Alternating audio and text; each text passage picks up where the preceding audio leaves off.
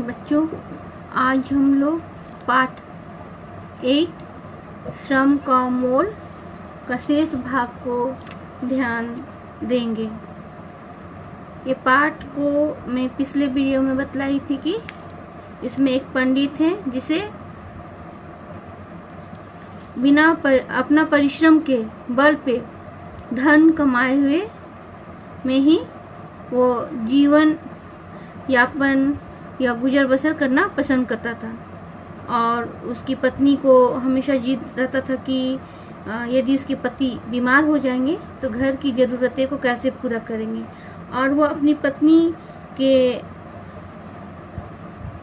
जिद के आगे वो हार मान जाता है और वो उसकी पत्नी जिद करती है कि वो राजा के पास जाए, जैसे कि और विद्वान सभी राजा के पास जाते हैं और धन लेके आते हैं और वे अपने धन को जमा करते हैं। उसी प्रकार उस पत्नी भी जो है चाहती है कि उसके पति जो हैं वो राजा के पास जा करके कुछ धन मांगे और वो धन को मतलब अपने पास रख सके। और एक दिन पंडित जो है धन के लिए राजा के पास जाते हैं और राजा शुरू दिन जाते हैं तो राजा तो नहीं मिलते हैं, लेकिन दूसरे दिन जो है वो पंडित फिर राजा के पास जाते हैं और विद्वान जो है अपने राजा से बोलता है कि मुझे 4 ऐसे सिक्के दीजिए जो आपने अपनी मेहनत से कमाई हो।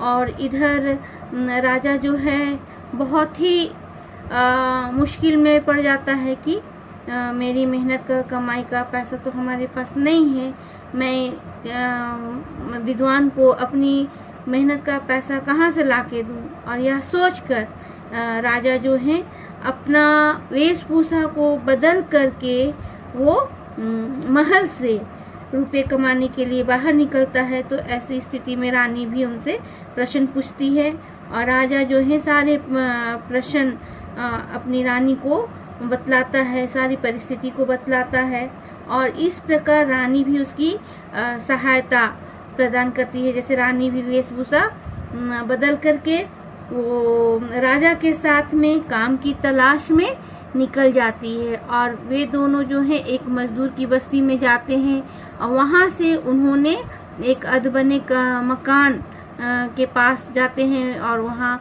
मजदूरों की सहायता से जो है ठेकेदार के द्वारा दिया गया काम, वो घर बनने का मकान जो बनाते हैं उनमें वो काम करते हैं। लेकिन ये राजा से ये काम नहीं हो पाता है और रानी जो है उनके मजदूरों के बच्चों को देखभाल करती है।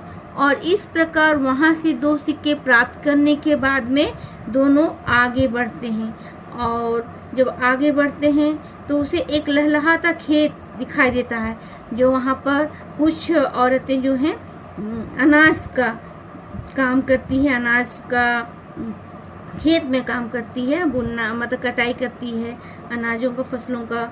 और इस प्रकार जो है रानी जो है वहाँ पर काम करती है और लेकिन थोड़ी ही देर में रानी जो है थक जाती है और उसके बाद राजा जो है उसकी मदद के लिए दौड़ते हैं और लास्ट में होता क्या है कि रानी को भी 2 सिक्के मिलते हैं और राजा के पास 2 सिक्के, रानी के पास 2 सिक्के और इस प्रकार उनके पास में 4 सिक्के हो जाते हैं।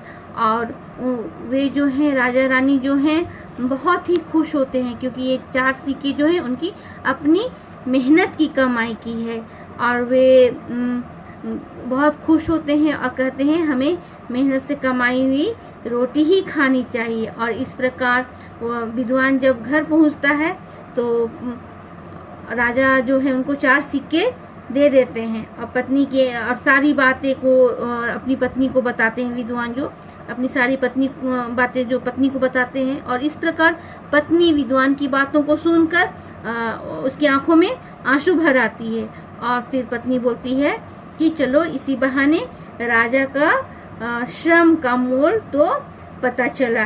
अब हम आप लोगों को जैसे कि यहाँ पर कुछ शब्दार्थ दिए थे, आपको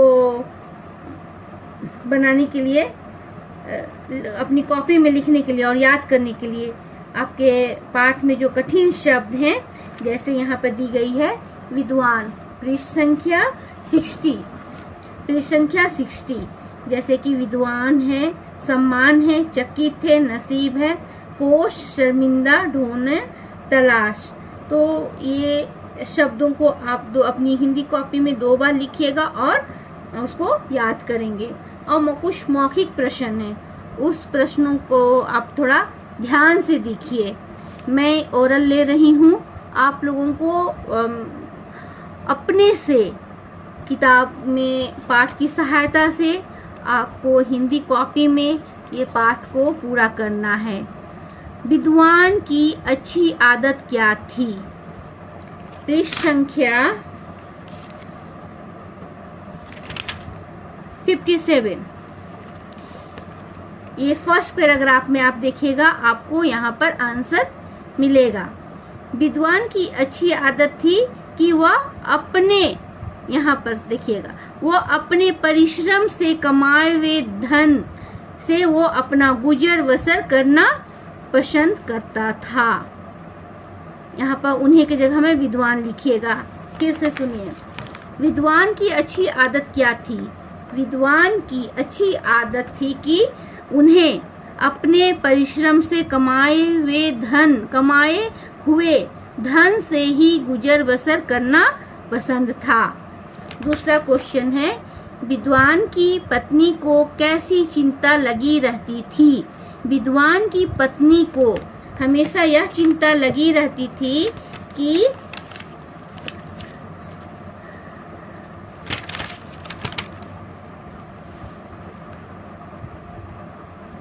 यही फर्स्ट पैरा में ही देखिएगा, चिंता, विद्वान की पत्नी को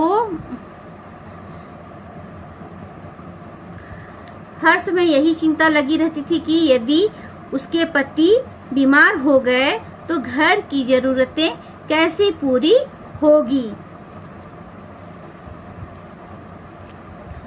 पत्नी को हर समय यही चिंता लगी रहती थी कि यदि कभी उनके पति बीमार हो गए तो घर की जरूरतें कैसे पूरी होगी।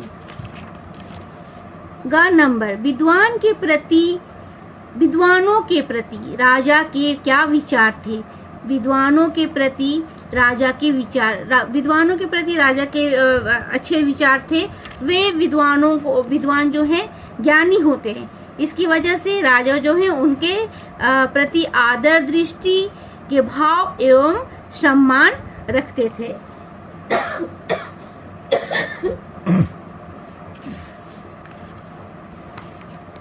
घ नंबर, विद्वान की पत्नी ने विद्वान को राजा के पास क्यों भेजा? विद्वान की पत्नी ने राजा के पास उसे धन लाने के लिए भेजा। यहाँ पर देखिएगा,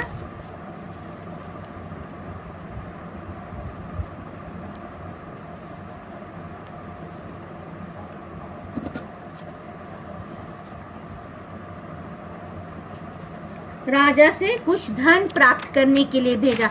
इसको आप लोग संक्षिप्त में लिखिएगा। विद्वान की पत्नी ने विद्वान को राजा से धन प्राप्त करने के लिए भेजा या धन मांगने के लिए भेजा। विद्वान ने राजा से क्या मांगा? विद्वान ने राजा से अपनी परिश्रम के 4 सिक्के मांगे। यहाँ पर देखिएगा 58, पेज नंबर 58, उसका सेकेंड पैराग्राफ का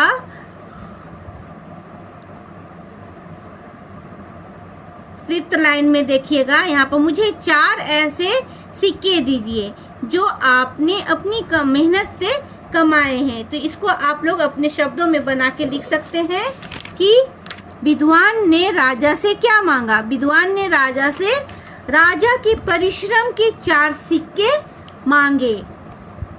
अब है लिखित प्रश्न, सही उत्तर पर सही लगाइए। विद्वान को दान लेना पसंद था? नहीं।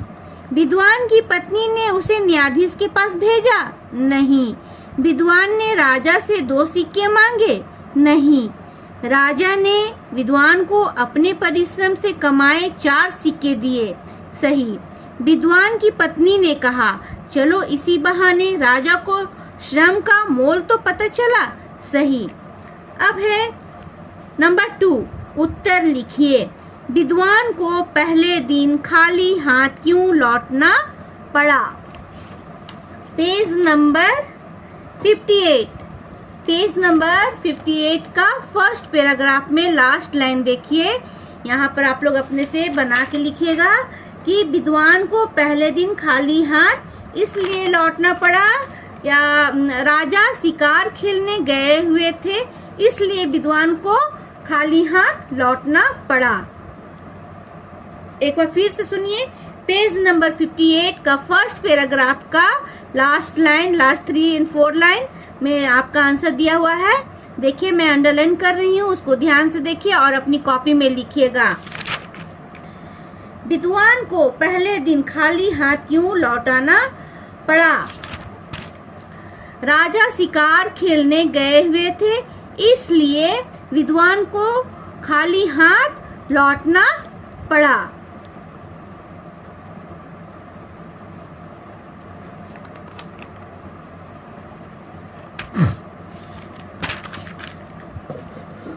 खा नंबर, रानी को देख राजा हैरान क्यों रह गया?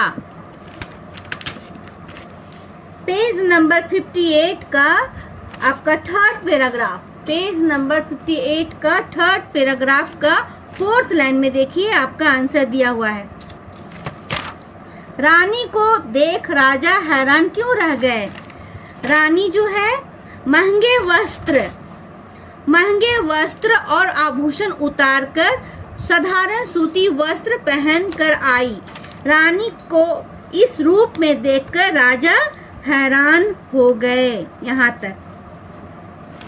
अब ग नंबर का प्रश्न, मजदूरों की बस्ती में राजा और रानी ने क्या देखा? पेज नंबर 59 का फर्स्ट पैराग्राफ में आप लोग सेकंड लाइन में आंसर देख सकते हैं।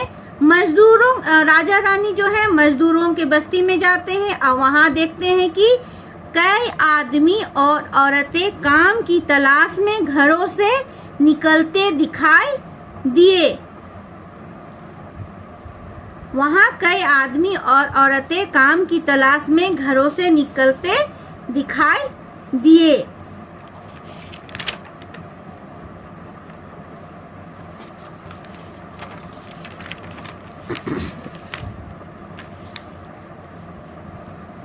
खेत में रानी को क्या काम मिला? खेत में रानी को पेज संख्या 59 का लास्ट पैराग्राफ का 3rd लाइन में देखिए। यहाँ पर आप लोग ऐसे संक्षिप्त में लिख सकते हैं, खेत में रानी को फसलों की कटाई का काम मिला।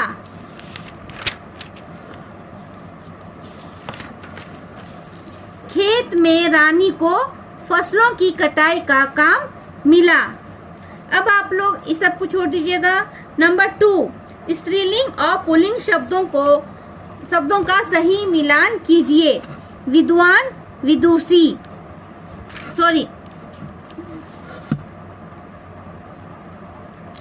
यहाँ फिर से देखिए, स्त्रीलिंग तथा पुल्लिंग शब्दों का सही मिलान कीजिए।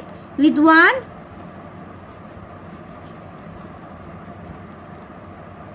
विदुषी, राजा, रानी, पति, पत्नी, मजदूर, मजदूरनी, आदमी, औरत। अब यहाँ पर है नंबर 3, इन शब्दों के समानार्थी रूप पाठ से ढूंढकर लिखना है। मेहनती का परिश्रम भी लिख सकते हैं, परिश्रमी भी होगा। श्रमिक, मजदूर।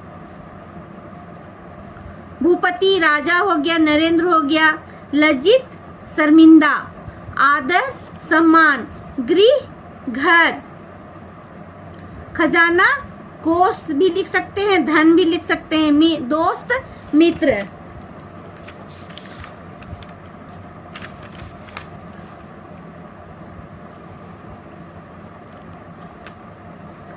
ये 5th नंबर आप लोग अपने से ही कीजिएगा। निम्नलिखित वाक्यों में उचित क्रिया शब्द भरिए।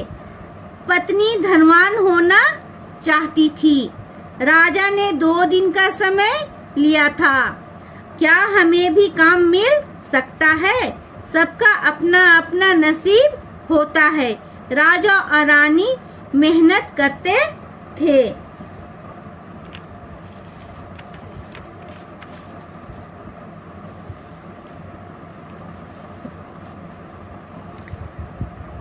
कार्यकलाप में आपका 64 पेज नंबर 64 में देखिए 3rd नंबर क्वेश्चन। आपके आसपास बहुत से ऐसे लोग होंगे जिनके श्रम से आपको सहायता मिलती है। कुछ ऐसे लोगों के चित्र को चिपकाइए या बनाइए। ये जो ये 64 का ये 3 ब्लैंक जो दिया हुआ है, बॉक्स दिया हुआ है, खाली बॉक्स दिया हुआ है, इसमें आप लोग अपने से चित्र को बना करके बनाइएगा। और मैं अभी जितने भी क्वेश्चन आंसर बताई आप लोग सभी को हिंदी कॉपी में ही बनाएंगे।